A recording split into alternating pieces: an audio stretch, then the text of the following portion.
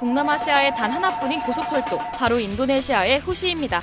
속도만큼 모든 게 빠르게 탄탄대로만 달릴 것 같던 이 열차. 하지만 개통 2년 만에 달리는 시한폭탄이라는 말까지 나올 만큼 위기를 맞고 있습니다.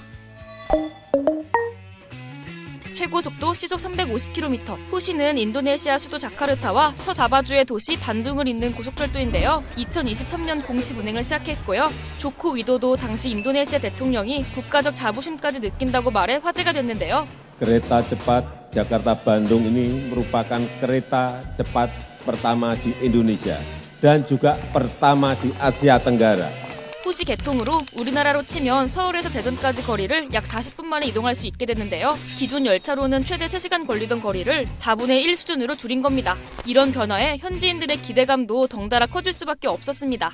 For the first time that the WOS is launched, actually it's really good response from people. I tried like last year, the WOS.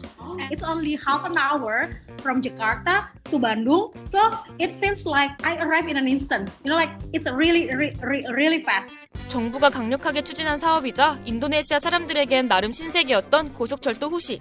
그런데 이런 후시를 두고 인도네시아 철도공사 사장은 사실은 시한폭탄이라고 자백합니다. 가장 큰 문제점이 눈덩이처럼 불어나는 공사비와 운영비 때문에 인도네시아 정부 재정에 부담이 될 수 있을까라는 점이었는데 총 사업비가 약 한 60억 달러로 잡고 이 가운데 한 75%를 이제 중국 개발은행으로부터 40년 만기에 연 2%로 장기 대출을 받는 조건으로 이제 그 공사가 시작됐습니다. 근데 이게 시간이 지나면 지날수록 토지 수용이나 건설비 같은 것들에서 약 12억 달러의 초과 비용이 발생하게 됩니다.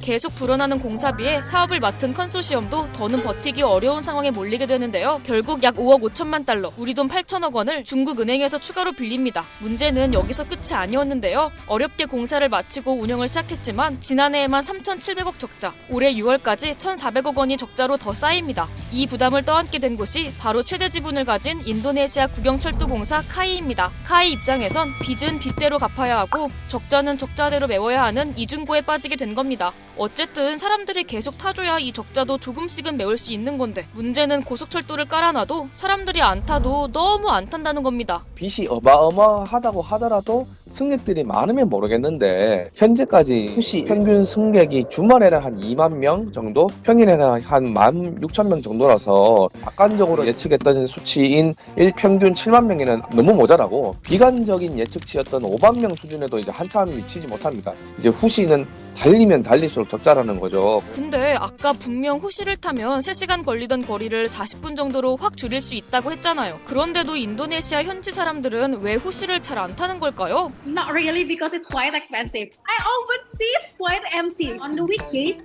it becomes like once an hour. In terms of money, I prefer another transportation, which is like a bus. So the difference is quite far. 자카르타에서 반둥까지 버스로 이동하면 가장 저렴한 요금은 8,700원 수준인데요. 반면 후시는 가장 싼 좌석이 17,000원쯤이라 버스 최저요금의 2배 가까이 되거든요. 1등석은 7만 원을 훌쩍 넘기다 보니 체감상 꽤 비싸게 느껴질 수밖에 없죠. 여기에 정차역 위치도 문제라고 합니다. It's quite fast with the WOS, but actually the other train going to the city, I don't think it's good enough, because at the end from the station, from the WOS station in suburban in Bandung and go to Bandung is another half an hour. 후시가 비행기도 아닌데 마치 인천국제공항에 내려서 서울 도심까지 와야 하는 셈인 거죠. 그렇다면 도대체 후시 정차역들은 왜 이렇게 외곽에 지어진 걸까요? 후시 정차역이 이렇게 굳이 도심 외곽에 있는 건 중국과 일본의 치열한 유치전 때문입니다. 본래 일본에서는 고속철도 사업을 인도네시아에서 이제 준비한다고 해서 먼저 이제 유치전에 뛰어들었어요. 근데 중국은 처음에는 정부 정도 필요 없다고 하니까 초기 조건은 중국이 좀 더 좋았습니다. 정부 재정 부담이 컸었던 조코이 정부에게는 중국이 제안이 좀 더 솔깃했던 거죠. 일본은 초기 공사비 62억 달러를 제안했는데 중국이 우린 55억 달러에 해줄게. 게다가 75%는 우리 돈으로 할 테니까 나중에 천천히 갚아. 제안한 거예요. 공사비는 더 싼데 초기 계산도 거의 안 들어가는 인도네시아 입장에선 중국의 조건이 더 매력적으로 보여서 결국 중국과 손잡은 건데요. 하지만 이후 상황은 달라졌습니다.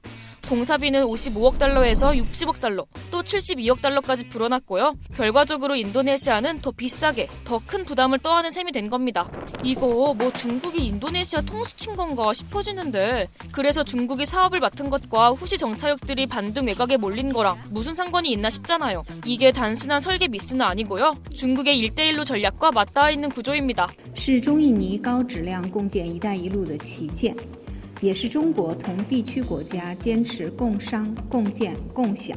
1대1로의 핵심은 사람을 빠르게 이동시키는 게 아니라 물류와 산업, 공급망을 연결하는 데 있습니다. 그래서 후시 정차역 대부분을 이미 산업단지인 곳이나 신도시 개발이 계획된 외곽 지역에 둔 겁니다. 이건 중국이 해외 철도 사업에서 자주 써온 방식이기도 한데요. 땅값이 싼 외곽에 역을 짓고 그 주변에 산업단지와 물류 거점을 조성한 뒤 중국 기업과 자본을 투입해 개발을 이어가는 구조인 거죠. 즉, 철도는 그 자체가 목적이 아니라 주변 개발을 끌어오는 마중물 역할을 하도록 설계된 겁니다. 가뜩이나 1대1로의 일환으로 시작된 데다 공사비와 이자 부담까지 불어나면서 인도네시아 국민들 사이에서도 불만이 터져나오고 있다는데요. 앞으로 후시의 운명은 어떻게 되는 걸까요? 상한 기한이 원래 40년 만기였는데 60년 만기로 늘어난 것에서는 이제 일단 중국이 합의를 해준 것 같습니다. 민감한 사안에 대해서는 중국이 약간 좀 피하고 있는 것 같더라고요. 만약 이제 중국이 끝까지 합의하지 않으면 현 상황에서는 인도네시아가 취할 수 있는 방법은 정부 예산에 투입해서 빚을 갚거나 투자 수익을 사용할 수밖에 없는데, 결국은 브라보 대통령의 결정으로 중국과의 협상을 좀 더 해서 조금이라도 유리한 조건을 가져갈 건지, 아니면은 정부 재정의 출혈을 더 감수할 수밖에 없는 건지, 이런 이제 좀 딜레마적인 상황이 있는 것 같습니다. 동남아 최초의 고속철도이자 인도네시아의 자부심 후시. 지금은 기대와 달리 적자를 안고 힘겹게 운행을 이어가고 있는 실정인데요. 과연 후시는 운영 문제와 적자 문제 모두 잘 해결할 수 있게 될까요? 여러분의 의견을 댓글로 남겨주세요.